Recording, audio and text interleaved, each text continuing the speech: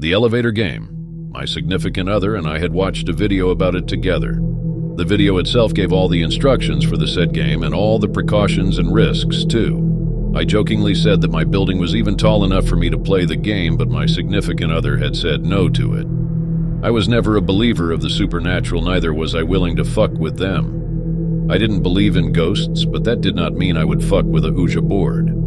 The game's rules are as follows. This ritual required nothing more than a building over 10 floors. Luckily for me, mine had 13. The first step was to get inside and be alone. Floors have to be pressed in a certain order, and I have to wait till I'm on the floor I pressed for, before pressing the next one. First I go to the first floor, then the second floor, then the 6th floor, then the 2nd floor again, then the 10th floor.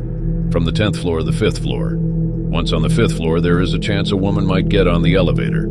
This is the only time it's okay for the player to continue the game with a person inside it. But she is not human. Do not look at her, do not talk to her, or she'll claim you. Press the button to the 1st floor. If the elevator starts ascending, you may proceed.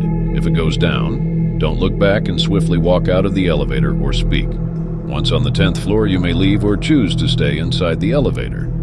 If you leave and the woman is inside with you, she will ask where you are going. Do not answer her or look at her. Just walk out. You'll be able to tell you're in another world, as you will be the only human there. It will be dark outside and the windows will be pitch black with a red cross glowing over the sky. Once you get your way back into the elevator, press the same buttons you did before until you get to the 5th floor. Once there, press the button to the 1st floor. The elevator will start ascending to the 10th floor. Make sure to press any button to prevent this. Immediately, if successful, you will descend down. Just make sure you're on the right floor and everything is how it was before you left. If you never left the elevator, just press the button for the 1st floor and repeat the precautions before reading. It seems simple and quite frankly stupid to me, unlike other rituals. Our elevator is made of glass. You can see the view behind you as you climb, and your reflection on the doors as you stare at it. So I said, fuck it, why not? I got into my elevator and pressed the buttons. 1, 2, sicko 2, ding! 5th floor. And as I had expected, no woman to greet me either. I pressed for the 1st floor, and to my surprise, the numbers started blinking into bigger numbers as I ascended up to the 10th floor. This made me nervous. I could still see the bright sky and the reflection. Ding! The door slowly opened and nothing. Everything was bright and ordinary. I was a bit annoyed at that, so this time I took the stairs up to our roof to relax under the evening sun and the autumn wind on one of the swings. As the soon stooped low, I caught the elevator and went back to my house. I walked inside and slipped my phone out to check for text messages while I was out of the Wi-Fi's range. Huh? The phone didn't turn on. I pressed the button several times, but it didn't seem to turn on. It must have run out of charge while I was out. I walked into my bedroom and plopped down onto my bed, attaching the phone to its charger and laying for a bit, waiting for it to charge. Then I realized something. Whenever someone walked in, my mother would always yell out to ask who it is. I didn't hear the usual greeting when I came home. She must be napping or on a call with someone. I went to open her door. Locked. Weird, she might have left it locked on accident. I shifted right to my brother's bedroom, also locked. This was odd. And no sounds of the two hustling inside either. I glanced at the clock and then at the window. Why was it so dark so soon? Winter must be approaching. I mean, it's already mid-October. This is when the doorbell rang.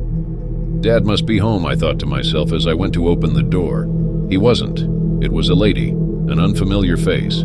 Do I know you? She didn't speak but nodded, so I let her in. She was probably Mom's friend. Sit down, please, I said as I seated her in the drawing room. I'll go get my mother. And I did, but my knocks received no answer. I was starting to get worried. Maybe she had a sleeping pill. I knocked harder until my knuckles hurt. What the fuck? I whispered to myself and went back to the drawing room, slightly panicked. My mom isn't opening the door. She was gone. My anxiety started to flood through my veins as my sweaty palm gripped the door handle, trying to rationalize what was happening. It couldn't be, was I in the other world? It couldn't be, was I in the other world? Yeah, the sky was black, but no red cross in sight. It could be thunderstorms lately that have been going on recently. I went back to my phone, gripping it with trembling hands, still dead. I was getting desperate, so I went to my iPad to maybe phone my dad. Also dead. I fetched my brother's laptop from the dining table.